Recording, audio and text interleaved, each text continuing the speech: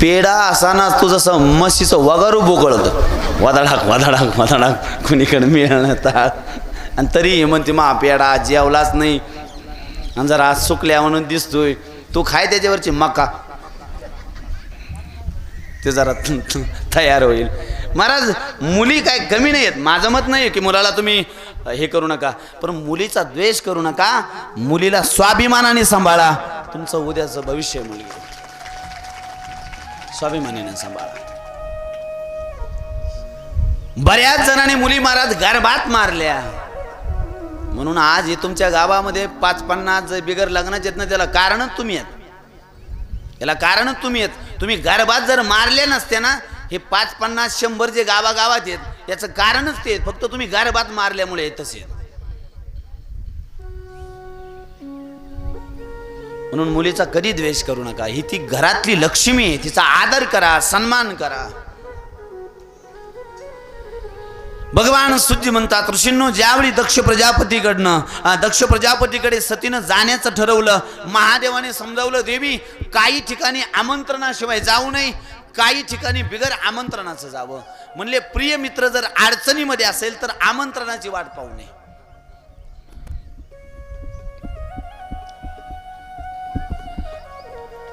आणि शास्त्र सांगतं जो मित्राबरोबर विश्वासघात करतो म्हणले त्याला प्रायश्चित्तच नाही. म्हणून मैत्री ज्याच्याबरोबर करता त्याच्याबरोबर मरेपर्यंत कधी विश्वासघात करू नका. मित्राबरोबर जो विश्वासघात करतो ना त्याला प्रायश्चित्त नाहीये. शास्त्र म्हणतं अशा कृतज्ञ व्यक्तीचं तोंड जरी पाहिलं तरी 11 वेळा आंघोळ करावे. किती वेळा? 11 वेळा. कृतज्ञ माणसाचं.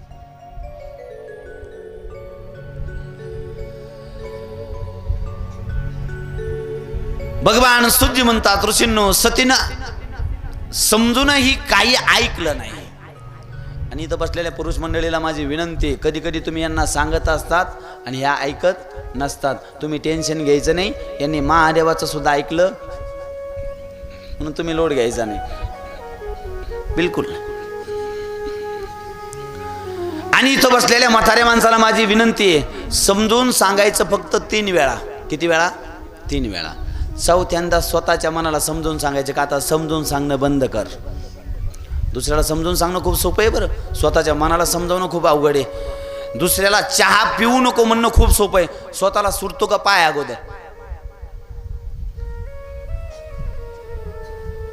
दुसऱ्याला समजून सांगणं खूप सोपं आहे. आज भगवान सूर्य म्हणतात, ऋषींनो ज्यावेळी महादेव समजावू लागले त्यावेळी काही केल्या सती ऐकत नाही.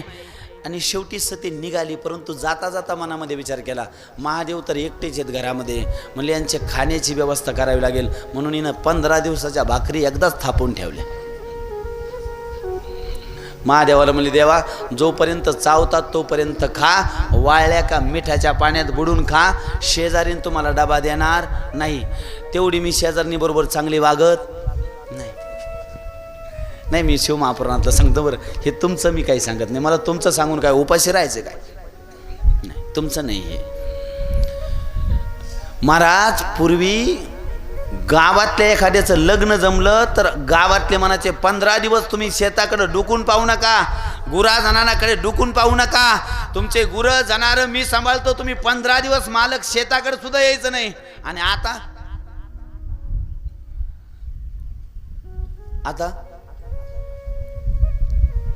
महाराज संध्याकाळी सकाळी जर बीडला गेला, संध्याकाळी जर नाही आला तर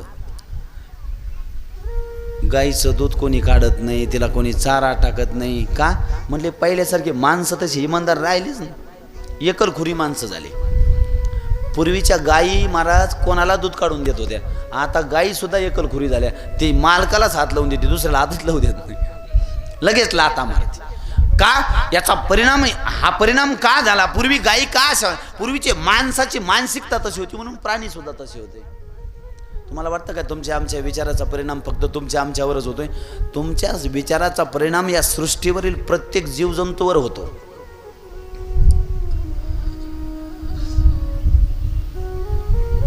सती म्हणली देवा आता मी निघाले, म्हणले मी काही येत नसते. आणि ज्यावेळी सती निघाली त्यावेळी पुराणामध्ये वर्णन आलं, महादेवाला माहिती होतं हिची माझी शेवटची भेट आहे, त्यावेळी काही गण सोबत दिले. आणि ज्यावेळी शिवगण सोबत दिले त्यावेळी भगवान सूर्य म्हणतात, ऋषींनो शिवगणाला घेऊन ही निघाली. आता माहेरी जाण्याची खूप ओढ असते कन्याला. आणि शास्त्र सांगतो जोपर्यंत आई वडील जिवंत आहेत तोपर्यंतच माहेरी जावं.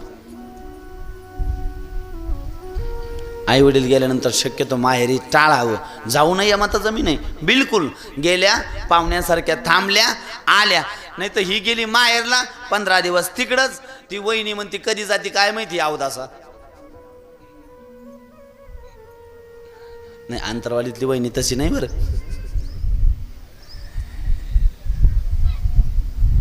कालांतराने तुमचं महाराज तेवढा मान सन्मान होत नाही जोपर्यंत आई वडील आहेत तोपर्यंतच. आई वडील गेल्यानंतर नाही. हा बोलवलं 2-3 वेळा फोन आला, एकदा जायचं भेटून यायचं, जास्त थांबायचं नाही. आई वडील आहेत तोपर्यंत अधिकाराने थांबा.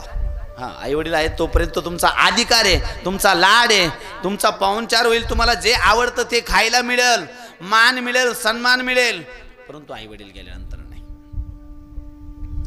त्या भावाला काही एक शेंबडी मिळाली, बायको मिळाली, त्याला रक्षाबंधन कळत नाही,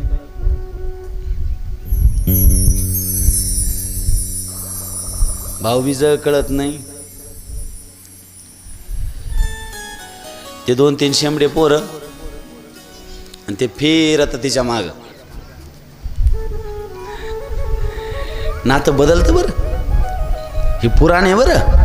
फक्त माझी भाषाच थोडीशी जवळची सांगायची म्हणून, कारण मी जवळचं याच्याकरता बोलतो, लवकर लक्षात येतं. हे पुराण आहे बरं. मी जे बोलतो हे पुराणातले वाक्य आहेत, फक्त माझी सांगायची शैली थोडीशी जवळची आहे, लवकर लक्षात येतं म्हणून मी जरा जवळचं बोलतो.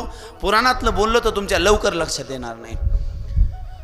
पुराण सांगतो जोपर्यंत तुमचा काळ चांगला आहे, जोपर्यंत तुमचे आई वडील आहेत तोपर्यंत तुमचा भाव आहे.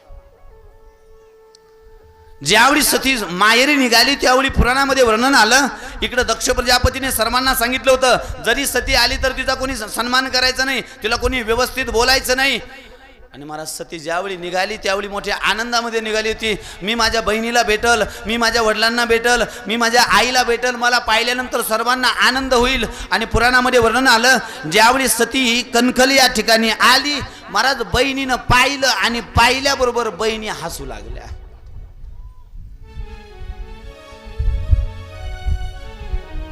सादर भली मिली एक माता, सादर भली मिली एक माता, सादर भली मिली एक माता, सागर भली मिली एक माता, सादर भली मिली एक माता, सादर भली मिली एक माता.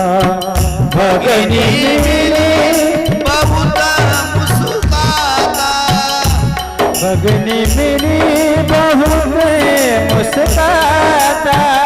नमः शिवाय ओम नमः शिवाय, नमः शिवाय ओम नमः शिवाय, नमः शिवाय ओम नमः शिवाय, नमः शिवाय ओम नमः शिवाय. भगवान सती म्हणतात ऋषींनो ज्यावेळी सती आपल्या आईकडे वडिलाकडे आली त्यावेळी सर्वात अगोदर अपमान बहिणीनं केला.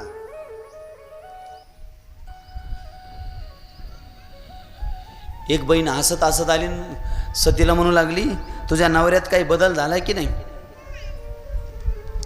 म्हणले काही पावडर वगैरे लावायचं शिकलाय का आणखी मशानामधली राखच लावतोय.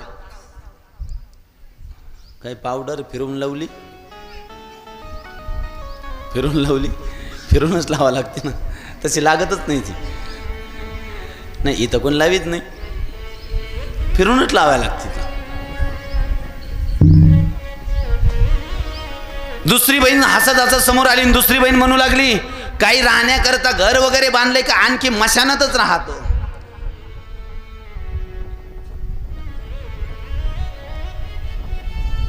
मला तिसरी बहीण समोर आली आणि तिसरी बहीण म्हणू लागली, काही कपडे वगैरे घालायचं शिकवलं का? आणखी व्याघ्रांबरच परिधान करतायत. आणि महाराज 99% पुरुषाला कपडे घालायचे शिकवले असेल तर कोणी बाई कोणीच, माना अथवा न माना, 99% पुरुषाला कपडे घालायचे बाई कोणीच शिकवले. तो आरतीला चालला, ती म्हणते असे कुठे चालले, ते कपडे बदला ना. ते म्हणते त्याला काय होतंय, त्याला काय नाही होत, म्हणजे आरतीला कपडे बदला. एखादं तरी घडला असं नाही 5-6 दिवसांनी उदाहरण. आरतीला चालले का शेतात चालले म्हणले कपडे बदला, तेव्हा बिचारा हे बळस, कारण इकडे इंटरेस्टच नाही त्याला. त्याला शांताबाईत इंटरेस्ट. तो फिरके मारायला गेल्यावर सेंट मारून जातो, त्याला इकडे गोडीच नाही. आणि ही बिचारी चला चला आरतीला, चला आरतीला निघाला बनली बरंच.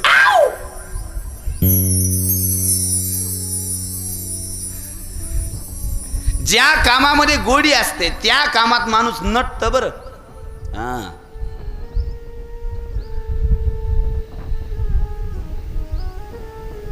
आणि ज्या कामामध्ये इंटरेस्ट नाही त्या कामामध्ये काही वाटत नाही महाराज.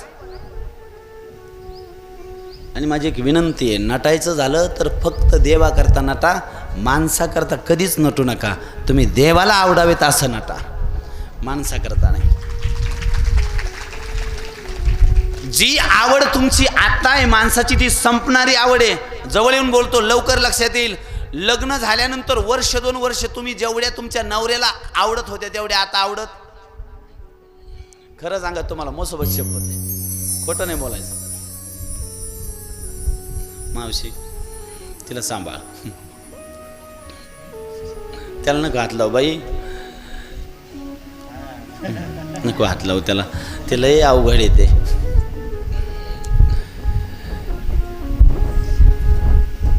या जगतामध्ये ज्याच्याकरता शृंगार करता, ज्याच्याकरता नटता महाराज, तो कालांतराने तुम्हाला नापसंत करतो.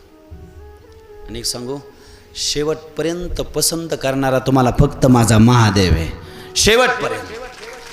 महादेव म्हणत नाही आता म्हातारी झालीन, गुडघे टेकत आलीन, चांगले गुडघे होते तेव्हा शेतात जाऊन ऊस खुरपत होतीन, घास काढत होतीन, मका नाही.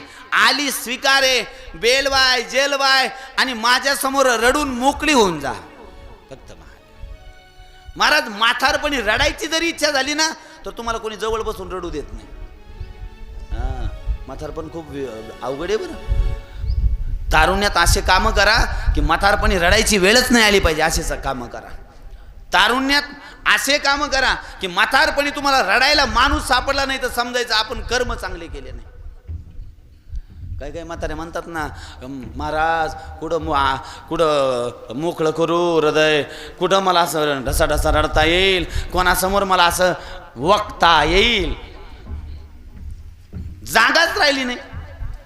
कारण हिनं जोपर्यंत जागा द्यायची होती तेव्हा कोणाला जवळ केलं नाही, कोणाला चांगलं प्रेमाने बोलली नाही, महादेवाला जवळ आपलं मानलं नाही, देव नाही, धर्म नाही, जाव नाही, काही नाही. महाराजीला फक्त उठली की मकाच्या रानात, उसाच्या रानात. मग आता रड मकाला, उसाला आलिंगन देऊ. कोणाच्या लग्नाला नाही, कथेला नाही, कीर्तनाला नाही, भजनाला नाही, कोणी मेलं तर त्याच्या गाठी भेटीला नाही. ही सारखी उसात काय कोल आहे काय? आणि मग म्हातारपणी म्हणते कोणाजवळ रडू आणि कुठं मोकळी हो, आता जाय उसाला आलिंगन, उसात रड. वेळ तुमच्यावरती महाराज जी येते ती तुमच्या कर्मामुळे येते. म्हणून महाराज कोणाला कधी दोष द्यायचा नाही, कधीच दोष द्यायचा नाही. तुमच्यावरती जी वेळ येते ना हे तुमचं कर्म आहे, दुसरं काहीच नाही, तुमचं कर्म आहे. म्हणून चांगल्या वेळेमध्ये चांगले काम करा. आता वेळ चांगली, आता तारुण्य तीर्थयात्रा करा, आता तारुण्य अमृतेश्वर करा, आता तारुण्य 10-15 दिवसातून, 1-2 महिन्यातून पार्लरला जाऊन या. असं होतं गडबडीत. जाऊन या, खरंच जाऊन या. जीवन जगून घ्या.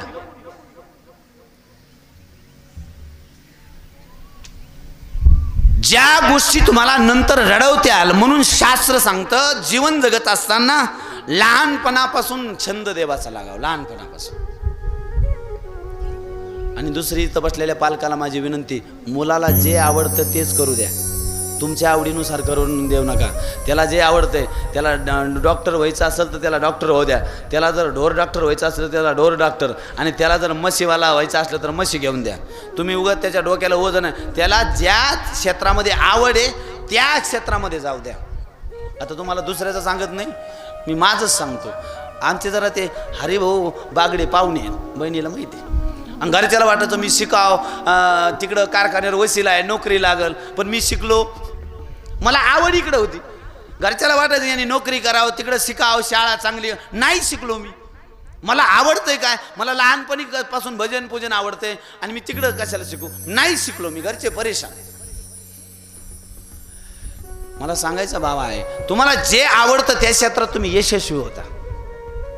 ज्या क्षेत्रात तुम्हाला रुची आहे त्याच्यात तुम्ही, म्हणून हिनं नीट केलं म्हणून ती लगेच नीटला ॲडमिशन. माझी आमकी मैत्रीण नीटला गेली, म्हणली मला नीटला जायचं. ही नीटला गेली तिच्याबरोबर, आणि हिनं नीट नदीत नेऊन घातलं. आणि म्हणले मी लई रात्रंदिवस अभ्यास करत होते, आणि काय करू, 100च्या वर गेलीच नाही. भाकरी 100 खाल्ल्या. तो तुला काय आवडत होतं? इथं बसलेल्या आई वडिलाला माझी विनंती, तिला जे आवडतं ते करू द्या. तिला व्हायचं इंजिनिअरिंग, घरच्याचा दट्टाच, तू डॉक्टर होय, तू डॉक्टर होय, तू डॉक्टर होय, तू डॉक्टर होय, येडी हाळत. ज्या क्षेत्रामध्ये जायचंय त्या क्षेत्रामध्ये तिला जाऊ द्या. तिचं आवड पहा, तिची रुची पहा. महाराज विनाकारण आता घराघरात हेच सध्या भांडणं चालू आहेत. नाही तू नीटच झालं, पण नीटच केलं पाहिजे, नीटच केलं पाहिजे. पोरगी पार मारा त्या 12वीला जाऊस तर पार ती म्हातारी दिसा लागली. टेन्शन नाही. आई म्हणते डॉक्टर व्हायचंय, डॉक्टर व्हायचंय, डॉक्टर व्हायचं, टेन्शन तिला. आणि महाराज 12वीलाच तिचे केस पिकले, हातपाय जसे. आणि ही म्हणते कसं काय झालं काय माहिती, मी तर याला रे खायला देते, पण वरून बुक्का देते ना तू डॉक्टरचा.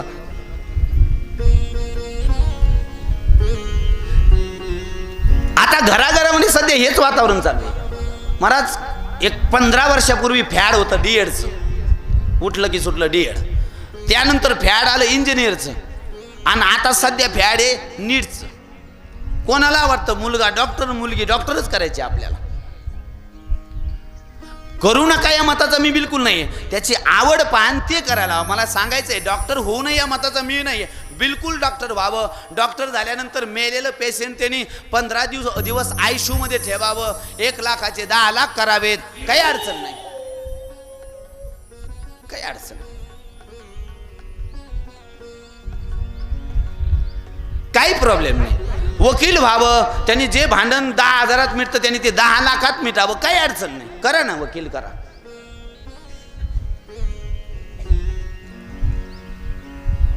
परंतु वकील करणे अगोदर, डॉक्टर करणे अगोदर त्याला मनुष्य करा, ही माझी तुम्हाला विनंती राहील. महाराज जवळ येऊन बोलतो, कोरोनात माणसं कोरोनाने नाही मेले, कोरोनात माणसं डॉक्टरमुळे मेले. माना अथवा न माना. आता सगळे डॉक्टर तसे नसतात बरं, नाही तर तुम्ही सगळ्यालाच घ्यायचे. 99% महाराज अडचणीत कोणी आणलं, कोरोनाने माणसं मेले नाही. म्हणून माझी विनंती आहे, ज्या क्षेत्रामध्ये मुलगा पाठवायचा आहे त्याला अगोदर मनुष्य बनवा. घरामध्ये वाद सुरू आहे सध्या प्रत्येकाच्या, मुलगी डॉक्टरच झाली पाहिजे, मुलगा डॉक्टर झाला पाहिजे. एका नवीन जोडप्याचं लग्न झालं महाराज, आणि नवीन जोडपं लग्न झालं, आणि लग्न झाल्यानंतर नवऱ्याला वाटायचं माझा मुलगा डॉक्टर व्हावा, आणि बायकोला वाटायचं इंजिनियर व्हावा. दोघांचे रोज भांडणं काही दिवस घरातले पार डायरेक्ट दारातले गल्लीतले गावात, आणि गावात ते डायरेक्ट कोर्टात. कशाचं भांडण होतं? फक्त एक म्हणतं डॉक्टर करायचं आणि एक म्हणतं इंजिनिअरिंग करायचं. महाराज कोर्टापर्यंत भांडण गेलं, आणि कोर्टामध्ये भांडण गेल्यानंतर महाराज दोघांचे 2 वकील लागले. यांना दोघाला दोन्ही बाजूला त्या कोठाड्यामध्ये उभा केलं, आणि दोघाला 2 कोठाड्यात उभा केल्यानंतर वकील हुशार होता, जे थोडा हुशार होता, जजनी दोन्ही वकिलाच्या बाजू ऐकून घेतल्या आणि दोन्ही वकिलाच्या बाजू ऐकून घेतल्यानंतर त्या नवरा बायको दोघांच्या बाजू ऐकून घेतल्या आणि दोघांच्या बाजू ऐकल्यानंतर जज थोडा उशीर होता, म्हणले यांच्या सर्वांच्या बाजू ऐकल्यात. म्हणले महत्वाचा तो आहे, म्हणले त्याला काय व्हायचं ते अगोदर विचारलं पाहिजे. मग तिथे एक टोपीवाला असतं, त्याला सांगितलं मुलाला हजर करा. त्याने लगेच बेल दिली, हाजीर हो. नाही, कोर्टात नव्हतो बरं कामाला मी. आणि हाजीर हो म्हणल्यानंतर हे दोघं नवरा बायको एकामेकाकडे पाहू लागले. कोण? हे नवरा बायको दोघं एकामेकाकडे पाहू लागले. का? म्हणले आणखी मुलगाच झाला नव्हता.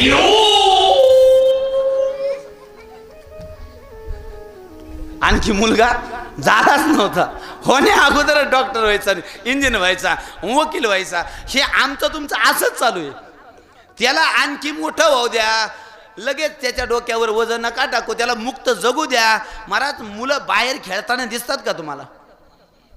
आहेत का कोणाचे मुलं बाहेर? येऊन जाऊन घरात, ते घरात काय करतात? म्हणले हरिपाठ चालू असतं त्यांचं. कारण त्यांची आईच हरिपाठ करते ना, 3 टाइम हरिपाठ आहे आईचा.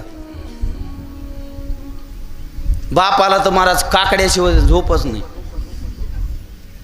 काकडा जोपर्यंत बाप करत नाही तोपर्यंत वाकडाच होत नाही. बाप काकडाच करतो रोज. मग मुलगा काय करत? 99% आई वडिलाची आता सध्या तक्रार आहे. मुलं मोबाईल खेळतात, मोबाईल खेळतात. मुलं मोबाईल खेळत नाही, मुलाचे आई वडील मोबाईल खेळतात. तुम्ही बंद करा, पुढच्या महिन्यात तुमचा मुलगा बंद करेल. अगोदर तुम्ही सुधरा. कोण म्हणतं मुलं मोबाईल खेळतात? ही ऑनलाईन 12 वाजेपर्यंत असते. आणि महाराजाला आले का, महाराज काय करावं याला जरा समजून सांगा ना. आणि मुलगा मोबाईल खेळतोय. ज्या महाराजाला सांगते त्याचंच त्याला ऐकन, आणि तुझ्या ऐकन काय? त्याचीच परेशानी त्याची चालू आहे, त्याचं ऐकन आहे. आणि सध्या असाच बाजार आहे सगळा महाराज, असाच सगळा बाजार आहे. एक जणाला टक्कल पडलं, टक्कल. आणि ते डॉक्टरकडे गेलं. डॉक्टर म्हणले मला केस येण्याकरता औषधी द्या. आता ज्या डॉक्टरकडे गेलो होतं ते डॉक्टर अख्खं टकलं. आणि हे त्या डॉक्टरला जाऊन म्हणतो मला केस येण्याकरता काहीतरी गोळ्या औषधी द्या. अरे येडी हळद, त्याला टक्कल पड, त्याला जर गोळ्या औषधीने केस आणता आले असते तर ते डॉक्टर टकलं राहिलं असतं का? सध्या भरणाचा असा सगळा झालाय महाराज. भगवान सूर्य म्हणतात, ऋषींनो, ज्यावेळी सतीच्या बहिणीने अपमान केला, एक बहीण म्हणू लागली राहण्याकरता घर बांधलंय का आणखी मशानामध्ये राहतात, कारण माझे महादेव मशानामध्ये राहणारा देव आहे. धन धन भोलानाथ तुम्हारे कवड़ी नहीं खजाने में, कवड़ी नहीं खजाने में, 3 लोक बस्ती में बसाकर आप बसे वीराने में. धन धन भोलानाथ सर्वांनी धन भोलानाथ आपकी कवड़ी नहीं खजाने में, आप बसे.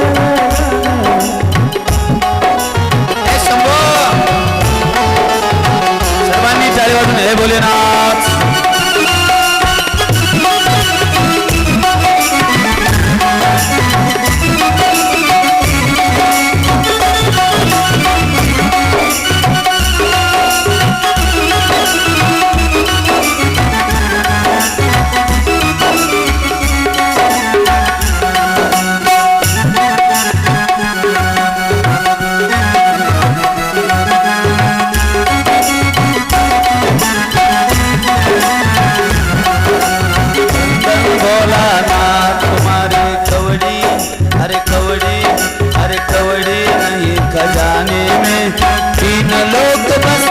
बसाकर आप बसे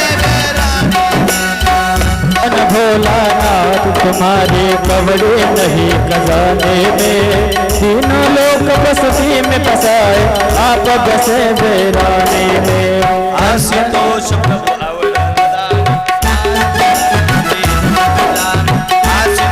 प्रभु अवडरदानी, आरत हरव दीन जन जानी. कवड़ी अरे कवड़ी, अरे कवड़ी नहीं खजाने में, 3 लोक बस्ती में बसाए आप बसे वीराने में.